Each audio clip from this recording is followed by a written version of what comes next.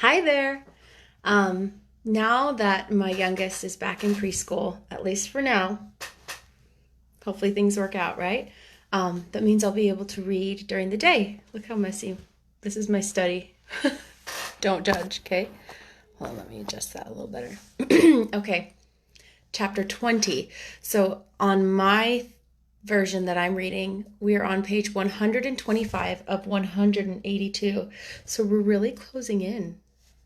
What do you think? Are you enjoying it so far? I'm really enjoying it. I love the way the author very specifically gives you ideas of what's happening, but doesn't say it literally, Or then surprisingly sometimes speaks really plain about it, which I think is so cool.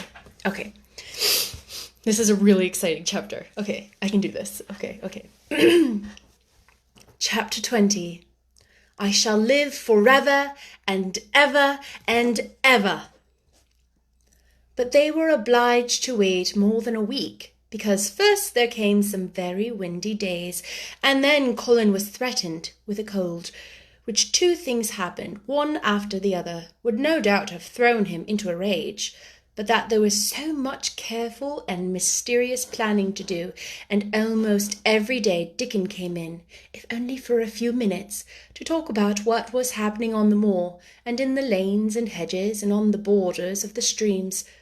The things he had to tell about otters and badgers and water rats' houses, not to mention birds' nests and field mice and their burrows, were enough to make you almost tremble with excitement when you heard all the intimate details from an animal charmer, and realized with what thrilling eagerness and anxiety the whole busy underworld was working. "The same as us," said Dickon, "only they have to build their homes every year, and it keeps them so busy they fair scuffle to get them done." The most absorbing thing, however, was the preparations to be made before Colin could be transported with sufficient secrecy to the garden.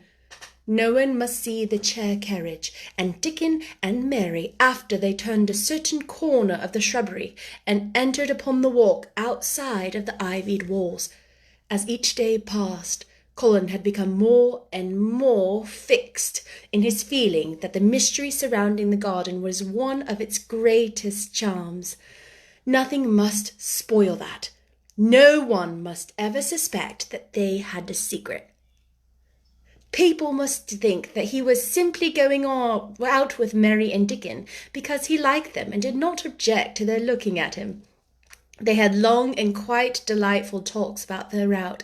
They would go up this path and down that one and cross the other and go around among the fountain flower beds, as if they were looking at the bedding out plants the head gardener, Mr. Roach, had been having arranged.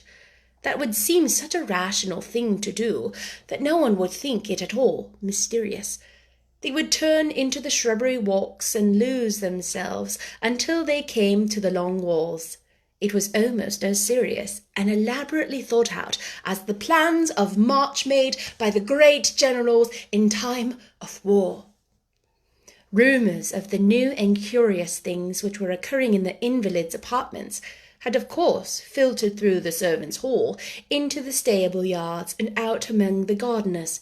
But notwithstanding this, Mr. Roach was startled one day when he received orders from Mr. Colin's room to the effect that he must report himself to the apartment no outsider had ever seen, as the invalid himself desired to speak to him.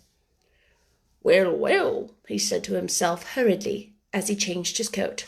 "What's to do now?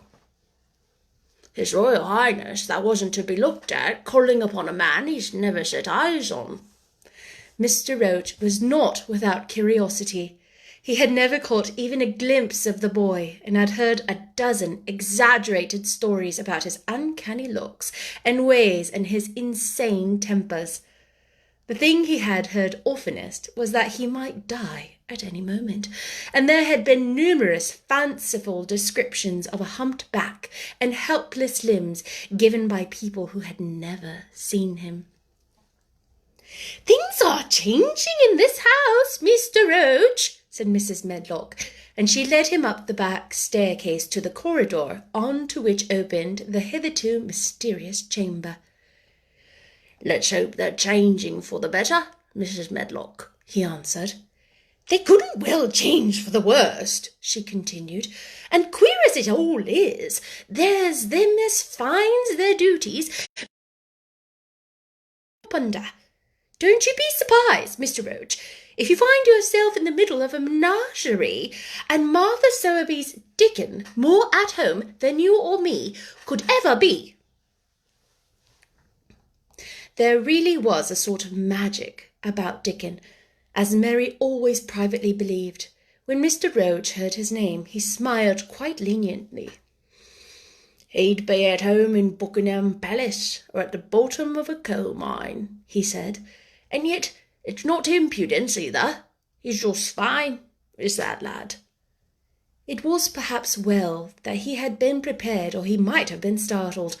When the bedroom door was opened, a large crow, which seemed quite at home, perched on the high back of a carven chair, announced the entrance of a visitor by saying "Caw! Caw!" quite loudly. In spite of Mrs. Medlock's warning, Mr. Roach only just escaped being sufficiently undignified to jump backward. The young Rajah was neither in bed nor on his sofa. He was sitting in an armchair, and a young lamb was standing by him, shaking its tail in feeding lamb fashion, as Dickon knelt giving it milk from its bottle. A squirrel was perched on Dickon's bent back, attentively nibbling a nut. The little girl from India was sitting on a big footstool, looking on. "Here is Mr. Roach, Master Colin," said Mrs. Medlock. The young Rajah turned and looked his servitor over. At least that's what the head gardener felt happened. "Oh, you are Roach, are you?" he said. "I sent for you to give you some very important orders." "Very good, sir," answered Roach, wondering if he was to receive instructions to fell all the oaks in the garden, or to transform the orchards in the garden walls. "I'm going out in my chair this afternoon," said Colin. "If the fresh air agrees with me, every day. When I go, none of the gardeners to be anywhere near the long walk by the garden walls. No one is to be there. I shall go out about 2 o'clock, and everyone must keep away until I send word that they may go back to their work." "Very good, sir," replied Mr. Roach, much relieved to hear that the oaks might remain and that the orchards were safe. "Mary," said Colin, turning to her, "what is that thing you say in India when you have finished talking and you want people to go?" "You have my permission to go," answered Mary. The Rajah waved his hand. "You have my permission to go, Roach," he said. "But remember, this is very important." "Caw! Caw!" remarked the crow hoarsely, but not impolitely. "Very good, sir." "Thank you, sir," said Mr. Roach, and Mrs. Medlock took him out of the room. Outside in the corridor, being a rather good-natured man, he smiled until he almost laughed. "My word," he said, "he's got a fine lordly way with him, hasn't he? You'd think he was the whole royal family rolled into one, Prince Consort and all." "Aye," protested Mrs. Medlock, "we've had to let him trample all over every one of us ever since he had feet, and he thinks that's what folks was born for." "Perhaps he'll grow out of it, if he lives," suggested Mr. Roach. "Well, there's one thing pretty sure," said Mrs. Medlock. "If he does live and that Indian child stays here, I'll warrant she teaches him that the whole orange does not belong to him, as Susan Sowerby says, and he'll be likely to find out the size of his own quarter." Inside the room, Colin was leaning back on his cushions. "It's all safe now," he said, "and this afternoon I shall see it. This afternoon I shall see it." Dickon went back to the garden with his creatures, and Mary stayed with Colin. She did not think he looked tired, but he was very quiet before lunch came, and he was quiet while they were eating it. She wondered why, and asked him about it. What big eyes you've got, Colin, she said. When you are thinking about them, they get as big as saucers. What are you thinking about now? I can't help thinking about what it will look like, he answered. The garden? Asked Mary. The springtime, he said. I was thinking that I've never really seen it before. I scarcely ever went out, and when I did, I never looked at it. I didn't even ever think about it. I never saw it in India because there wasn't any, said Mary. Shut in and morbid life had been, Colin had more imagination than she had, and at last he had spent a good deal of time. That morning when you ran in and said, "It's calm, you made me feel quite queer. It sounded as if things were coming with a great procession and big bursts and wafts of music. I've pictured like it one of my books. Crowds of lovely people and children with garlands and branches with blossoms on them. Everyone laughing and dancing and crowding and playing on pipes. That's why I said, 'Perhaps we shall hear golden trumpets,' and I told you to throw open the window." "How funny," said Mary. "That's really just what it feels like. And if all the flowers and leaves and green things and wild birds and creatures danced past at once, what a crowd it would be! I'm sure they'd dance and sing and flute, and that would be the waltz of music." They both laughed, but it was not because the idea was laughable, but because they both liked it so. A little later, the nurse made Colin ready. She noticed that instead of lying like a log while his clothes were put on, he sat up and made some efforts to help himself, and he talked and laughed with Mary all the time. "This is one of his good days." Guess what? I made a mistake. That was the wrong voice. Are making mistakes okay? Can I try again? Okay. "This is one of his good days," she said to Dr. Craven, who dropped in to expect him. "He's in such good spirits, it makes him stronger." "I'll call in again tomorrow later in the afternoon, after he has come in," said Dr. Craven. "I must see how the going out agrees with him. I wish," in a very low voice, "I'd rather give up the case this moment, sir, than even stay here while it's suggested," she answered with sudden firmness. "I hadn't really decided to suggest it," said the doctor with a slight nervousness. "We'll try the experiment. Dickon's a lad I trust with a newborn child." The strongest footman in the house carried Colin downstairs and put him in his wheeled chair near where Dickon waited outside. After the manservant had arranged his rugs and cushions, the Rajah waved his hand to him and to the nurse. "You have my permission to go," he said, and they both disappeared quickly, and it must be confessed, giggled when they were safely inside the house. Dickon began to push the wheeled chair slowly and steadily. Mistress Mary walked beside it, and Colin leaned back and lifted his face to the sky. The arch of it looked very high, and the small snowy clouds seemed like white birds floating on outspread wings below its crystal blueness. The wind swept in soft big breaths down from the moor, and it was strange, with a wild, clear, scented sweetness. Colin kept lifting his chin chest to draw it in, and his big eyes looked as if they were listening instead of his ears. "There are so many sounds of singing and humming and calling out," he said.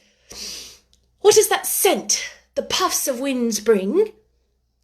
"There's ghosts on the moor coming out," answered Dickon. "Aye, the bees are at it wonderful today." Not a human creature was to be caught sight of in the paths they took. In fact, every gardener or gardener's lad had been witched away. But they wound in and out among the shrubbery, and out and around the fountain beds, following carefully planned route for the mere mysterious pleasure of it.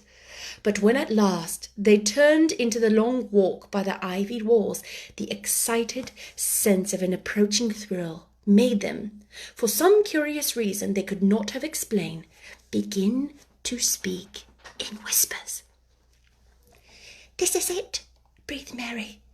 "This is where I used to walk up and down and wonder." "Is it?" cried Colin, and his eyes began to search the ivy with eager curiousness.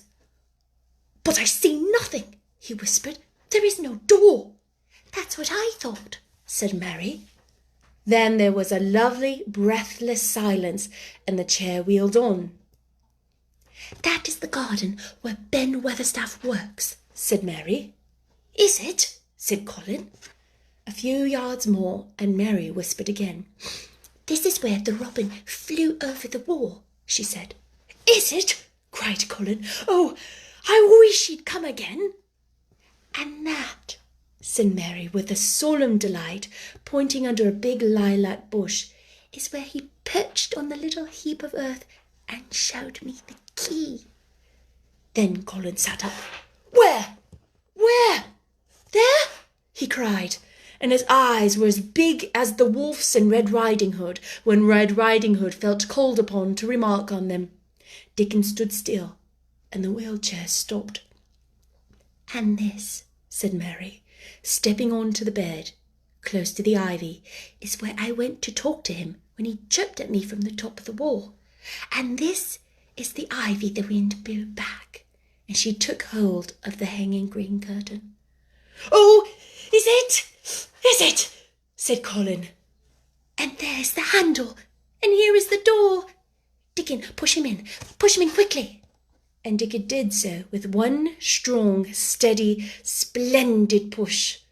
But Colin had actually dropped back against his cushions, even though he gasped with delight and had covered his eyes with his hands and held them there, shutting out everything until they were inside, and the chair stopped as if by magic, and the door was closed. Not till they take him away and look round and round and round, as Dickon and Mary had done, and over walls and earth and trees and swinging sprays and tendrils, the fair green veil of tender little leaves had crept in the garden and in the grass under the trees, and the grey urns in the alcoves, and here and there and everywhere were touches or splashes of gold and purple and white, and the trees were showing pink and snow above his head, and there were flutterings of wings and faint sweet pipes and humming and scents and scents. And the sun fell warm upon his face like a hand with a lovely touch. And in wonder Mary and Dickon stood and stared at him. He looked so strange and different because a pink glow of colour had actually crept all over him, ivory face and neck and hands and all. "I shall get well! I shall get well!" he cried out. "Mary, Dickon, I shall get well, and I shall live for ever and ever and ever." That's the end of chapter 20. Wasn't that so good? Sorry. I had to hold in my excitement for how amazing that description was and being able to read it out loud. Oh my gosh, it was so good. The way the author repeated some of these words to make it sound so overwhelming for Colin was transcendent. Oh, I got goosebumps. I'm so stupid. But isn't that lovely? Oh, so lovely. The next chapter, which I will read tomorrow around this time, we'll see if noon happens to work out every time, is chapter 21, Ben Weatherstaff. I wonder what's going to happen with Ben. I haven't read it. Stephanie, wasn't it so good? Oh my gosh. It was so good. This is random. I'm not going to read anymore. So if you want to turn it off, you can. My study or profession, or what I studied in college and growing up, was conducting. So being a conductor for junior high and high school bands. And I did some conducting of my college band in Utah. And one of the reasons I loved conducting is because you had the opportunity to be a physical expression and be able to mold artistically the expression of the music. So the music was provided. The composer had intention for what they wanted the music to sound like. You honor that as much as possible, but within that, there's still room for artistic expression and interpretation. And I got the biggest like performance high, or just like artistic fulfillment from conducting that, being able to physically express someone else's art. That sounds so weird, but yeah, I totally just felt that same thing, being able to physically express or like verbally express or perform someone else's art and like get so into it. Oh my gosh, that was so good. That totally made my day. Anywho, hopefully with the time difference, it works out that more people are able to join. Hi, Lisa. Did you get my 1, 2, 3, 2? I was like, and then I couldn't like find where I was. Again, this book is we're getting to the big stuff. There's been a lot of character building. It's kind of slow, but in a good way. It's just a lot of backstory and good character building so that when the smallest things happen. This is another thing I love. Again, you can turn off if you want to.